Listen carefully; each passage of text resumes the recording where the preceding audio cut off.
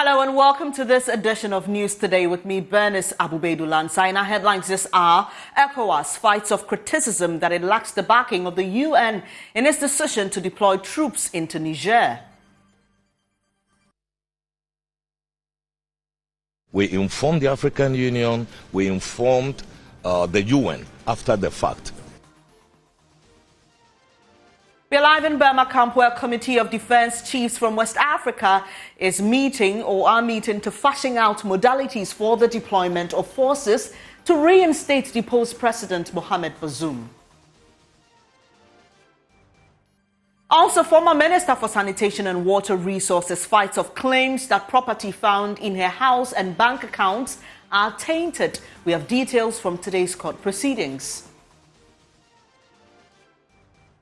And Minority raises fresh allegations about new Bank of Ghana head office as it cites over bloated contract procurement breaches and the use of an unregistered company. We have details from the latest investigation by NDC MP for North Chong, Samuel Okujetu Ablakwa. And fines for road traffic offences go digital as the Ghana Police rolls out an automated system to ensure safety on our roads. Automated fines with a view to increasing deterrence and compliance within the road networks as a way of enforcement of our laws and regulations. We also have the latest in business news, sports, world news and showbiz, plus more in this package. Kindly stay with us.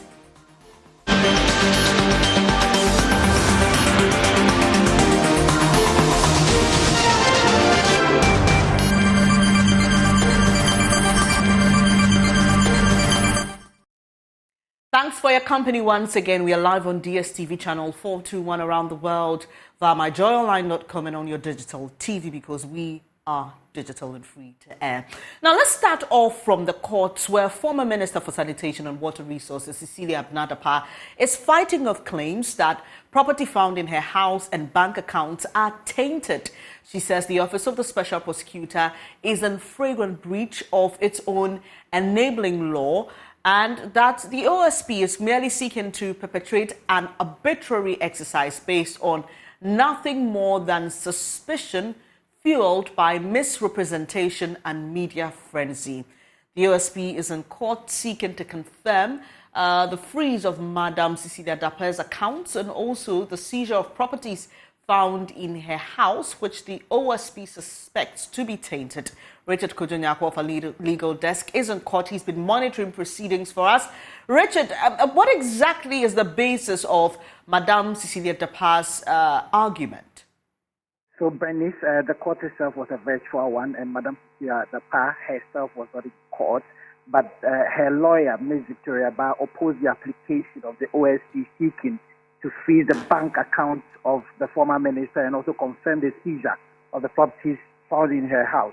She makes the argument that the OSP did not come within the mandatory 7-day period upon which they can trigger the process they are embarked on to confirm the seizure and freezing of the account. She says that if the court goes ahead to grant the application, an illegality will be occasioned, and she forcefully makes the argument that the mere fact that the sums of money found in the matrimonial home of the former minister is not enough ground to suspect or imply that those sums of money are tainted property. And also there is no basis to suspect the money in her account are tainted property, especially when banks are routinely required on a daily basis to report suspicious transactions. So thus she contends that the assertion that by the OSP that the OSP needs to freeze the account to facilitate investigations is unjustified, and she ended by saying that the OSP is breaching its own law and is acting in an arbitrary manner, fueled by misrepresentation and media frenzy. And so that is what Madam Cecilia Dapaah has been saying through her lawyer. And what has the OSP been saying in response? So the OSP says that per their act, nothing illegal has been done, and they pray the court to confirm the seizure of the account and the freezing of the account as well. So the OSP indicated that the fact reveals that the ownership of those amounts found in her house are not in dispute, even though the monies were found in her possession. They indicated that Madam Cecilia Dapaah also owns several houses, and they mentioned some of the locations of the houses at Abelimpe, Tesano, and Cantonment. And so this is the argument made by the OSP. And we've cited the court processes filed by the OSP to have her accounts frozen. Did the OSP give any further details relating to those specific accounts? So, Bernice, the OSP just only disclosed the amount found in her house. They said that on the 24th of July 2023, the Office of the Special Prosecutor, upon a search conducted at the residence of the respondent, that is Madam Cecilia Dapaah, discovered huge sums of money stacked in the house, consisting of an amount of $590,000 and 2.7 million Ghana cedis. And so, but they did not mention the name of the banks that they conducted their search on, and then they did not also disclose any amount that were standing to the credit of Madam Cecilia Dapaah's account. And has there been a ruling yet, or when do we expect one on this particular issue of her accounts? So seconds ago, the judge said or adjourned proceedings to the 31st of August, where the ruling would be done in court. Right, so that's Richard Kojo-Nyarko, who is in court for us. And if you just joined us this afternoon, it is that Madame Cecilia Dapaah has been refuting claims by the special prosecutor that property found in her home and bank accounts are tainted. She's been saying the OSP is in flagrant breach of its own enabling law.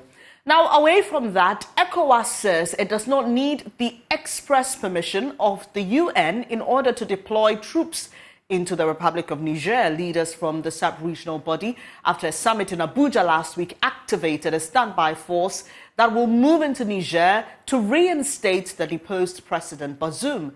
There are fears the situation may escalate into a full-blown war as Mali and Burkina Faso, which are all under military rulers, have vowed to fight against any ECOWAS intervention. Speaking after a meeting of security chiefs underway at Burma Camp, Commissioner for Political Affairs at ECOWAS, Ambassador Fatou Musa, says the sub-regional body does not need the permission of the UN to go into Niger. You know, we are faced with the asymmetric conflict situation in West Africa, right? Terrorism. Chapter 7 does not even allow for counter-terrorism. Absolutely. You know that. Okay, so this is the environment in which we are operating. Why are people talking about Chapter 7 here, Chapter 7 there? When ECOWAS went to Liberia, Sierra Leone, we didn't ask for Chapter 7. We informed the African Union, we informed the UN after the fact. Often, let me tell you one thing, Chapter 7, the request for Chapter 7 is often done, in order to secure resources, access contribution, from the UN coffers, right? The heads of states are saying, that we are going to Niger with our own resources. Anybody who wants to help us, fair enough. Well, the Peace and Security Council have actually disassociated itself from this action. Can you repeat that? The Peace and Security Council of the UN, they've disassociated, the African Union disassociated themselves from this action. They have not. Who tells you that? You are reading fake news. Okay, that's what. Listen, there is. Because you have some member states who are actually flouted and they are on suspension. Is this action? There is a time you have to draw the line in the sand. Okay, the fact that we had 3 successful coups and no muscular approach was applied there doesn't mean that we should allow the domino to continue. That is it. What would be, you talk of drawing the line, what would be the line between the ECOWAS and the UN at this point in time? No, what line are you talking? UN has condemned the coup. Of course they have. They are supporting the actions of ECOWAS.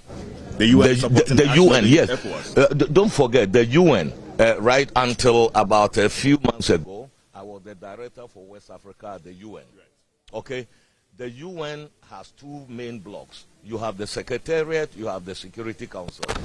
So when the UN supports, it doesn't mean it is like an approval by the Security Council. The UN Secretariat has supported us, and we are working constantly with the Special Representative of the Secretary General for West Africa. which also shows that support to what we are doing. You know, the thing is, why is it in Africa that people start asking, why don't you go to the Security Council? Did the Russians go to Security Council before going to Ukraine? And those pumping weapons into Ukraine, are they asking for security sector? When Libya was attacked, was it a security sector? The argument is that authorization? permanent member states of the Yeah, no, so this is the question. I mean, that means that you will need the endorsement of, let's say, Gabon and Mozambique. Have assembled at the moment? Okay, how many one at a soldiers time. do you have assembled at the moment, ready for that deployment as and when you? operational secret. How many countries have?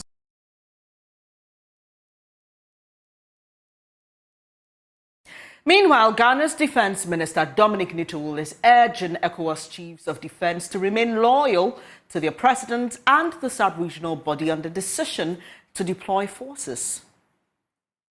Presidential guards in Guinea and Niger, I will use the word, take hostage their president. Nobody, and let me repeat, nobody in West Africa is safe.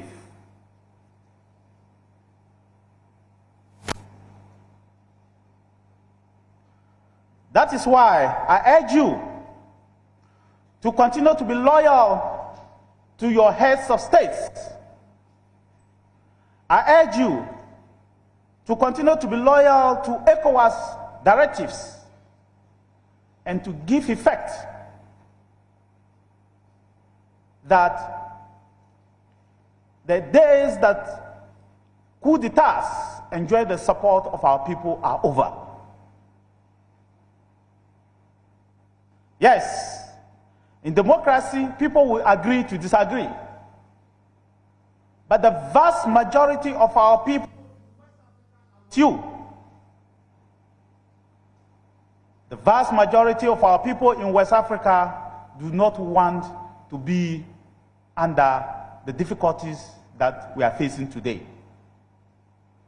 You have the right, as men in uniform, to ask your governments for what you will need to be able to defend your nations.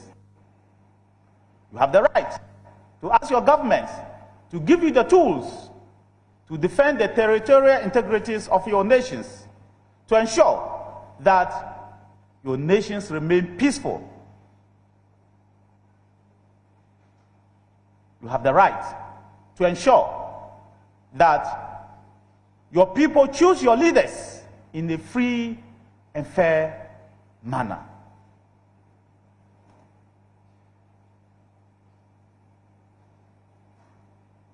But the world will disagree. ECOWAS will disagree. The people of ECOWAS will disagree when you choose, or people under you choose, to take hostage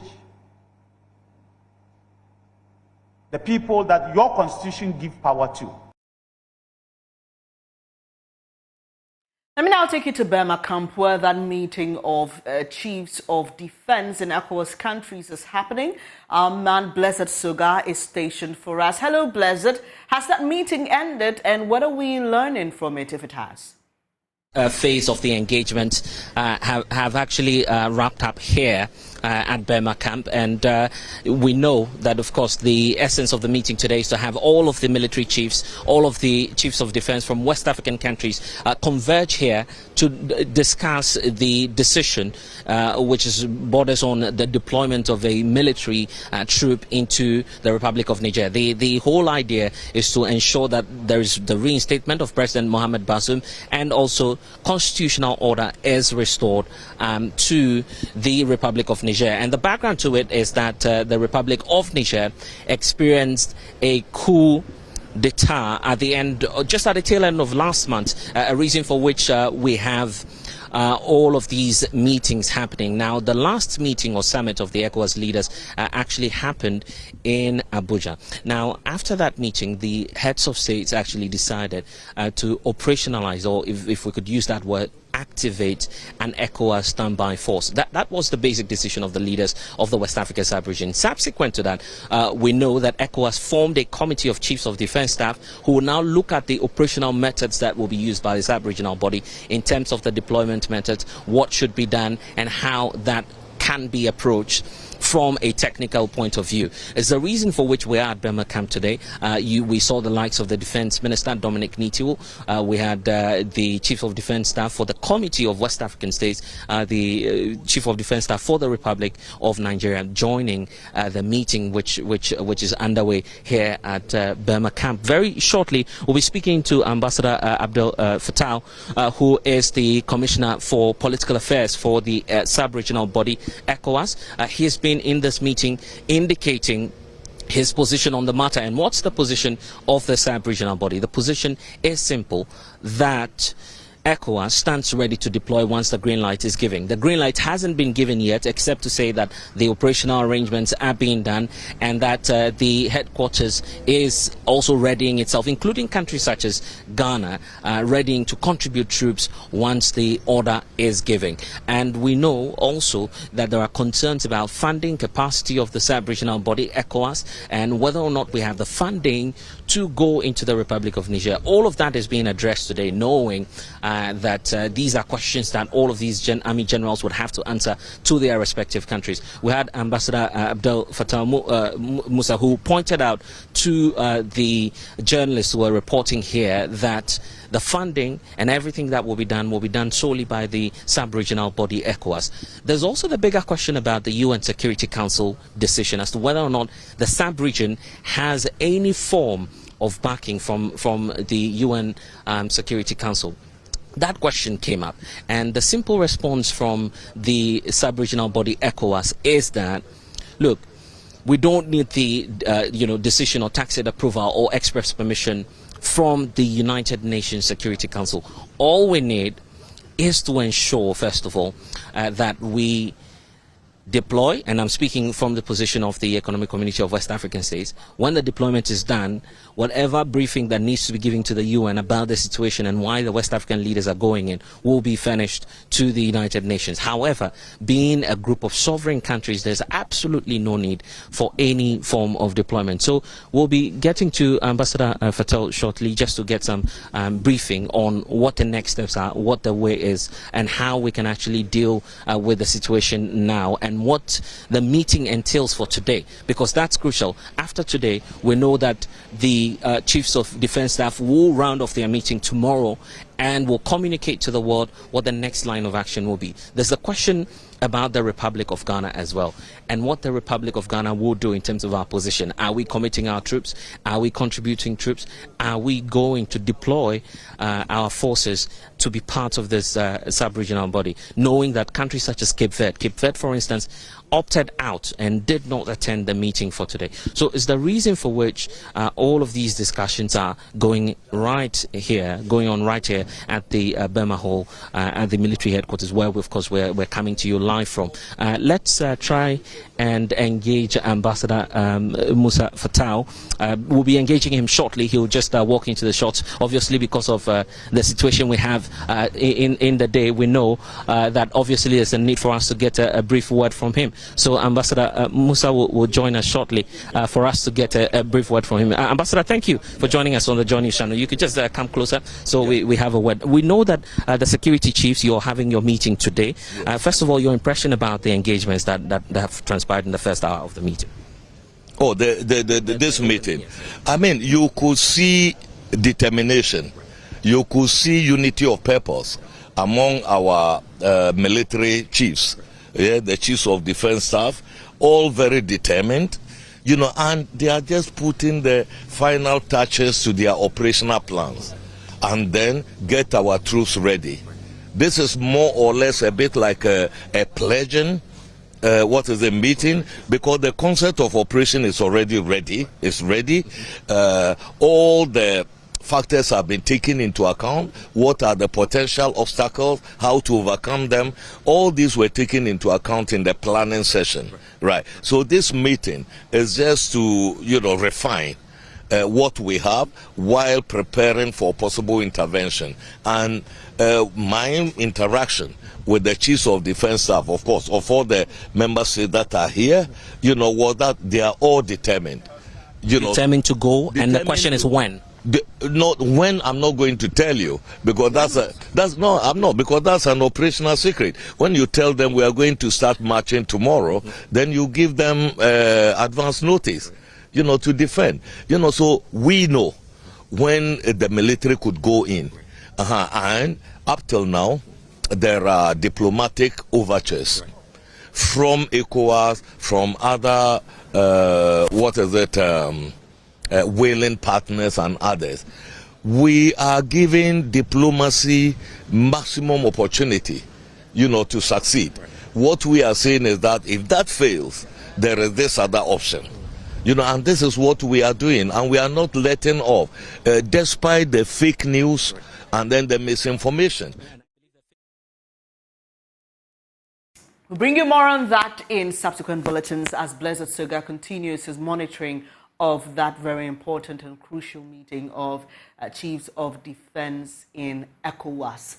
Now, away from that, the minority in parliament is making fresh allegations about the construction of a new Bank of Ghana head office valued at $250 million. The construction has become a focal point of the minority's fight against the central bank governor and his deputies, who they've demanded must resign. In a lengthy Facebook post this morning, NDC MP for North Tongue, Samuel Okudzeto-Ablakwa, alleged the numerous procurement breaches in the awarding of the contract and overbloating. Here is parliamentary correspondent Kukwa Sante giving us details of the so-called restricted tendering used by the central bank to select the contractor. According to Samuel Okudzeto-Ablakwa, he in fact makes his own judgment and says that the Bank of Ghana engaged in what he calls unacceptable use of restricted tendering method, which he says amounts to a blatant violation of the Public Procurement Act. He alleges that 5 companies were handpicked by the Bank of Ghana to engage the services of constructing this new Bank of Ghana head office. He talked about the Messrs. WBHO Ghana Limited, Messrs. Man Enterprise, Messrs. Simone Limited, Messrs. Renaissance Holdings, and Messrs. Goalkey Properties.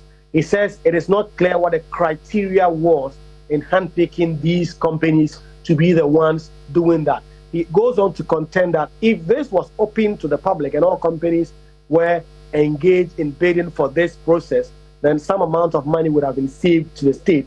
And so he's taking the Bank of Ghana on together with the Public Procurement Authority for allowing what he calls a blatant violation of Ghana's public procurement laws. He starts off by saying that the project, which we now know will cost the state about $250 million, started at $81.8 million.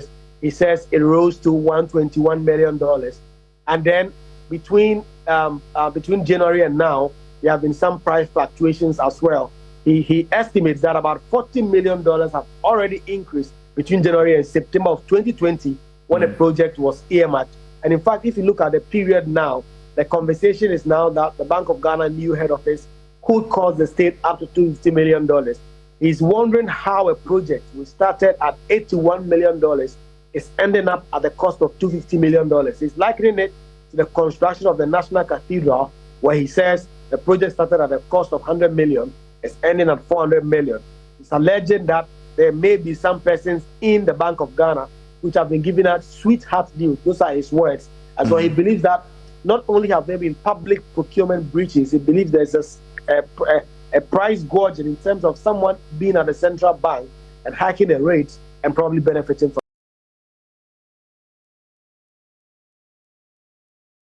Let's now hear from MP for North Tongue, Samuel Okudzeto-Ablakwa, who's been raising red flags about this project. Unimpeachable, incontrovertible, undeniable documents. These are documents that I have intercepted from the Bank of Ghana and other sources, and no one can question the veracity or the authenticity of these documents. I have the PPA approvals, I have board minutes, I have the letters that the Bank of Ghana wrote. And you see, it is shocking that during COVID, at the peak of COVID, when we were given the impression that all what our leaders were focused on was saving lives. Every other thing was on hold. It turns out that they were deceiving us. And this particular management of the Bank of Ghana, which has run the Bank of Ghana aground, accumulating the biggest loss in our history, over 60.8 billion Ghana cedis, decided that of all things they would do during this period of bankruptcy, they will build an ultra-modern head office. Fine, if they think that's a priority. But how on earth does a project which was budgeted in terms of its scope, its design, and all of that, at $81.8 million, just within 8 months?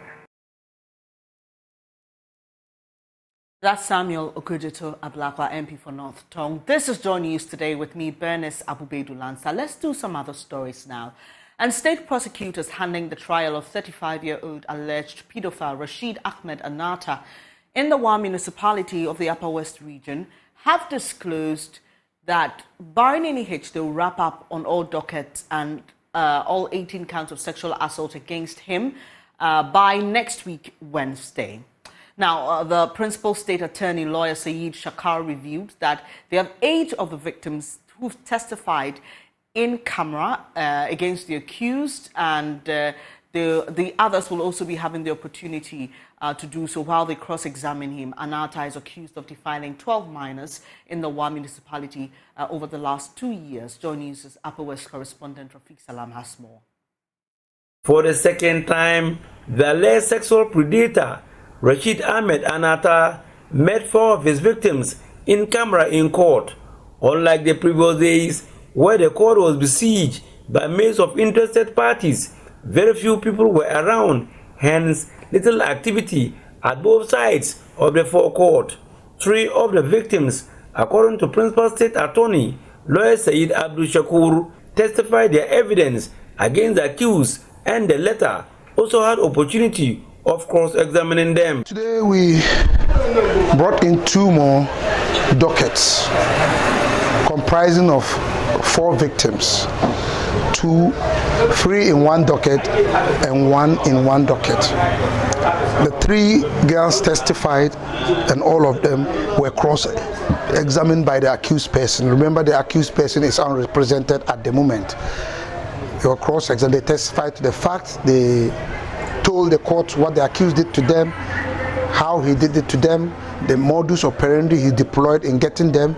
But underpinning all that was that the accused had enough food to give them, so most of them went for food. Others said that he promised them that he was going to take them to school and ensure that they go through school successfully. There was one particular case that was striking. A lady who is a twin, and the twin sister had cerebral palsy and therefore bedridden at home. He promised that lady that girl that he was going to take care of that bedridden sister and herself through school, so the girl obliged. And oftentimes, according to the girl, he called the girl through the mother's phone, and the mother, who is a sister to the accused person, will unsuspectingly hand over the phone to the kid, and the kid will receive call, pick another girl, and they go to his house, and then he will have sex with them in turns. That is what came out in court today. He cross-examined them and denied everything. Lawyer Said said 8 of the victims have so far tendered their evidence except 2. One has been prevented from testifying by her mother, and the other is deceased.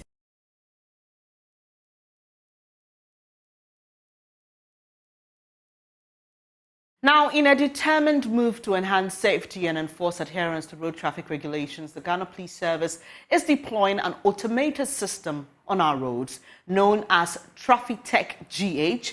It uses cameras and sensors to capture images and videos of vehicles that disregard road traffic laws. This initiative was reviewed at a high-profile stakeholder engagement focused on road safety in Ghana. Samuel Mbura of our Road Safety Desk is part of that engagement. He joins us via phone with details. And Samuel, first tell us how exactly the system works.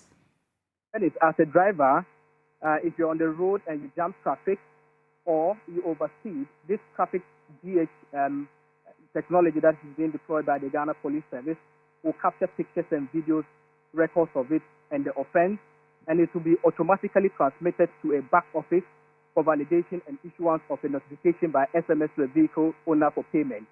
The Ghana Police Service is doing this in collaboration with DVLA. DVLA has your documentation to your vehicle, so your number, everything is captured there. So once the offense is captured by the Ghana Police Service system, the message is sent to that line. Many would argue that, okay, so if the car I'm driving is not for me or there is no transfer of ownership, the Ghana Police is saying that it is mandated that you do it. If not, they would track you and then punish you accordingly. So this notification will indicate the location, date and time of the traffic offense, as well as the vehicle registration number, offense description, payment amount, and then the deadline. So if you are caught by the system, you have like 14 days. 14 days allowable payment period. After that, if you default, you have a 1% penalty on the original traffic tax GH fine. And I mean, if you also have the opportunity to go to court to challenge the offense, and then the police would now be obliged to present the video or the picture details before the court so that further processes can continue.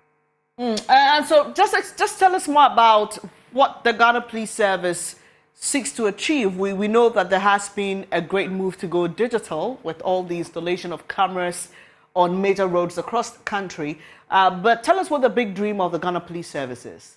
So, Bennett, we know there have been reported instances of extortion of drivers on our highways, on our roads and all that. So the Ghana Police Service wants to build that trust between the public and then the service. So there will not be any human contact when it comes to fines, since drivers will not be stopped on the road by the police, but the system will take over. Two, it is to ensure that there is discipline and that it will serve as deterrence to others, and also imprint in the minds of people that whether the police are on the road or not, they are still watching you. And this particular initiative is under the Police Invisible Eyes Are Watching You. That is how they have christened it. Police Invisible Eyes Are Watching You. So they are trying to make it a signpost in the driver of every, on the road, to act according to their own conscience and then go by the traffic regulations on our road. Right. The MTTD boss has been speaking, right? Exactly. So COP, Mr. Francis E. Duku, is the Director General of MTTD, and he hopes that this initiative will go a long way to shape the mindset of drivers and ensure safety on our roads. Corporate automated fines with a view to increasing deterrence and compliance within the road networks as a way of enforcement of our laws and regulations.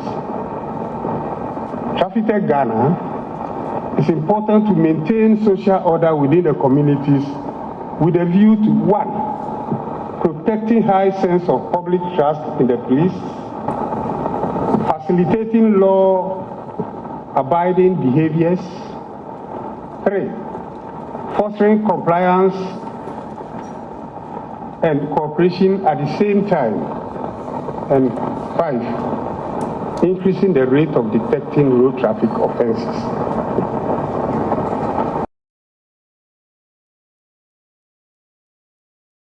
We'll take a quick breather here on News Today. When we come back, my colleague Zhao Kao of our business desk will be bringing you the very latest from the world of business.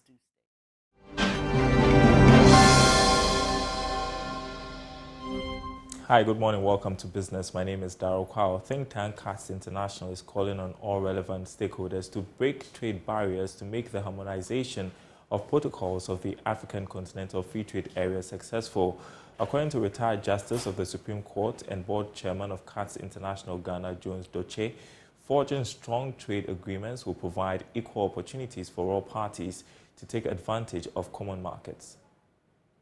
International, in partnership with GIZ, organized a public-private dialogue on building momentum towards after implementation. Speaking at the event, retired Justice of the Supreme Court and board chairman of CAT International Ghana, Jones Duche, said, building momentum towards after is important to overcoming challenges like trade barriers. We need to be sensitized on what after is all about, what protocols are to be implemented, and how the challenges are to be handled successfully.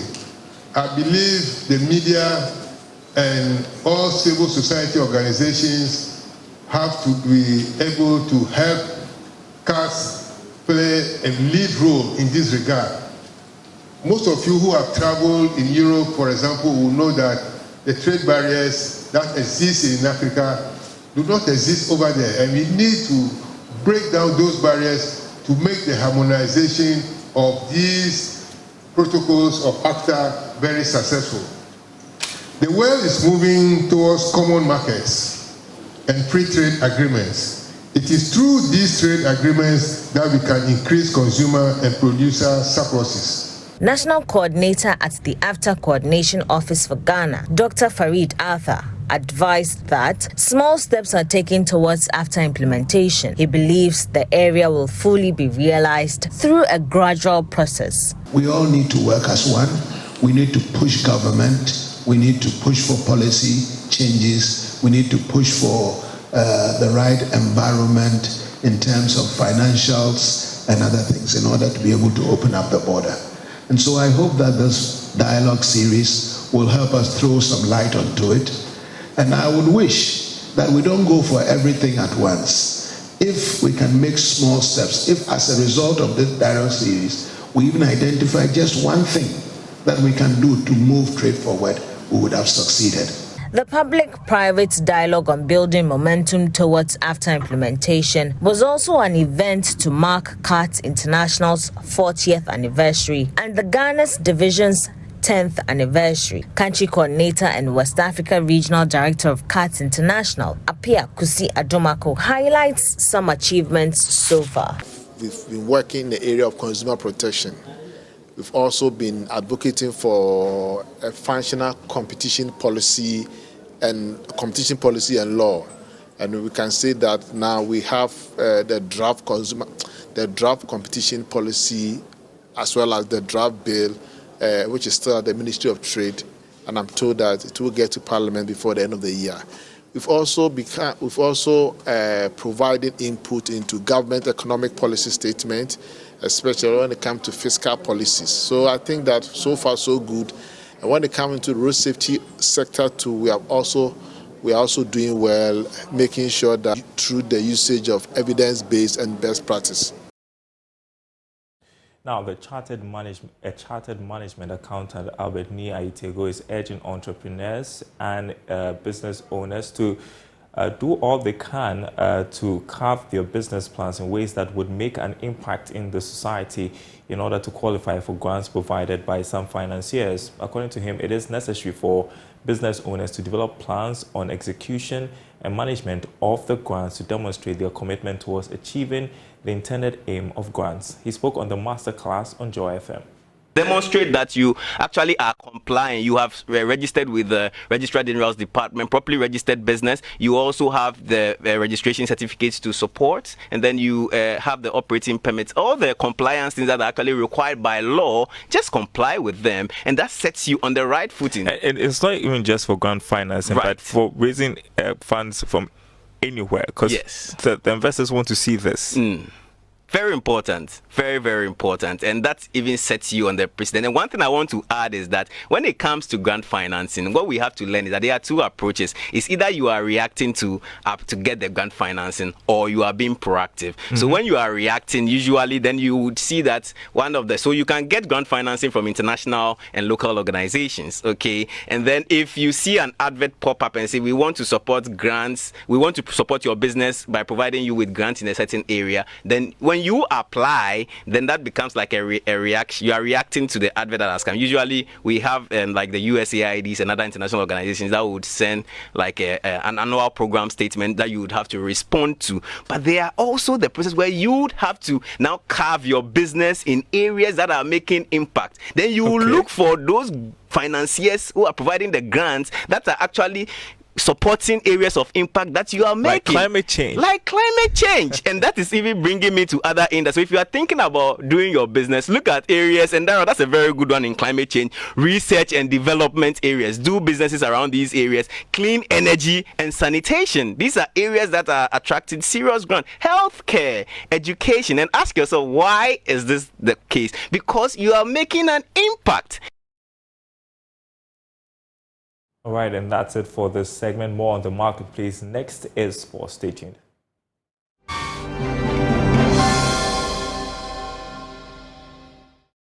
Let's do sports now on a journey today with me, Muftau Nabila Abdullah. On Saturday, the World Athletics Championship will be starting, and newly elected president of Ghana Athletics, Baa Fuseni, says one of the major challenges that athletics in Ghana is facing is funding. According to him, with the right financial support for athletes, the athletes have got what it takes to make a podium in this competition.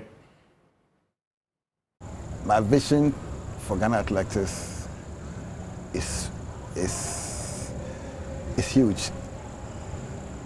My first and foremost target is to win an Olympic medal in the next 2 Olympic Games. Not this Paris, Los Angeles. My vision is Ghana to win a medal at that. And it's but we don't have the infrastructure. How do you get that done? No, we can get it done. Thankfully, they are doing Legon, and I know UCC also will do the tracks. Winneba just spoke to me yesterday that they are also going to do the tracks. So before Paris 2024, we will have a couple of infrastructure ready in Ghana here, and the Botswana one is also coming up. We have the issue is not only the infrastructure. The issue is funding, and we are going to work with the state to get the funding sorted. We have the athletes, we have the coaches. All what we are needing, or what we needed now to get the Olympic medal is just the funding. I said it earlier in a year that if we get between $500,000 in a year for the next 6 years, we are going to bring a medal. Our athletes are just there. What they need is financial support. Could you imagine Daisy go to America within 1 season? He did 19.79. Yeah. In 200 meters. 200 meters. If he had run that thing at Eugene, that could have earned him. That was a podium. Yeah, that was a podium performance. Yeah, that was a podium run. Yes. So if we support him, at least if the state can give him $20,000 a year to prepare himself for the next 4 years, this guy can win. This guy can make an Olympic medal.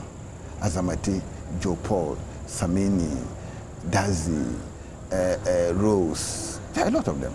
Yeah, what we just need is financial support of this athlete. But as CEO, if you are not able to help your president to raise this kind of money, what shows that as president you can raise the money? No. As CEO, you don't call the shots. You're only waiting for somebody to give instruction to operate. If you got to jump that, so he did that thing without. But you can advise. No, you can advise. It's an advice. The advice is that they take it, or he take it, or he leave it. But as a president, you have the obligation to fund the money. You have the obligation to make your executive to believe in your vision. That's what we call effective leadership. You need to make your executive to believe in what you are telling them, to believe in what you are saying, to believe in the policy that you are implementing. So if there are edges, if there are rough edges, they will support you to smoothen that edges up. Then you proceed. And I can tell you, we will get the money, we will get the medal in the Los Angeles Olympic Games. First 3 things Baa will want to do as president, and what would you want to be known for as president of Ghana Athletics after your tenure? I want to be known as the first president of Ghana Athletics to win an Olympic gold medal. And we will work towards it. it is a huge But challenge. they say the politicians speak big. You are speaking big. No. Big talk. I'm not speaking big. I'm not speaking big at all. Baah Husseini, General Secretary, who has been elevated to the role of President of Ghana Athletics after winning the GA elections last week. This is our wrap-up sports here on Joy News today with me, Muftao Nabila Abla. We appreciate your time. Perfect, peace. Now, host of the popular television show Greetings from Abroad, Nana Hema Adjoa-Window, has detailed how her daughter lost out on a huge project due to false speculation. According to her, some of these speculations, which the artist has denied on public platforms, have cost her a lot in her career. She spoke on Prime Morning. And I think that I've said it severally in different platforms that it's very good to be cautious of whatever we do, because now we live in a global village. Yeah. You think you're doing a business tilt, something that to favor you in terms of the environment you are in, and then at the end of the day you just spoil a whole deal because of your selfishness. So we have to be careful. How you have reacted, how you have taken stories, recently she had an issue with Black Rasta. Black Rasta called her names, said she was on drugs. Some story portals have reported that she's on drugs. How do you take it all in, Mami? Well, I know my daughter, and so I just tell her not to follow it. Just take it in. Let's pray about it. It will die off. Does it break her? Oh, well, it would, because these are instances where you are working on something, because some of the times we're working on something that should push her somewhere, and then these things come up. That's why I was saying earlier on that we have to be careful the way we do things and say things, because you never know the effect. Because one of the instances, we were working on a project, a huge project, and this broke it. So as a mother, of course, I'll feel bad about it, but I think that God has a better place for her. That'll be all for Showbiz here on Joy News. There's more in our subsequent bulletins. The news continues. Love you all for joining us today, but you can log on to myjoyonline.com for more news. We are also very interactive on social media. We are Joy News on TV. I am Bernice Abubedu Lansa, and I am grateful that you made time to join me this afternoon. Do stay with your most credible news source. Up next is The Marketplace with Dapaah. Good afternoon.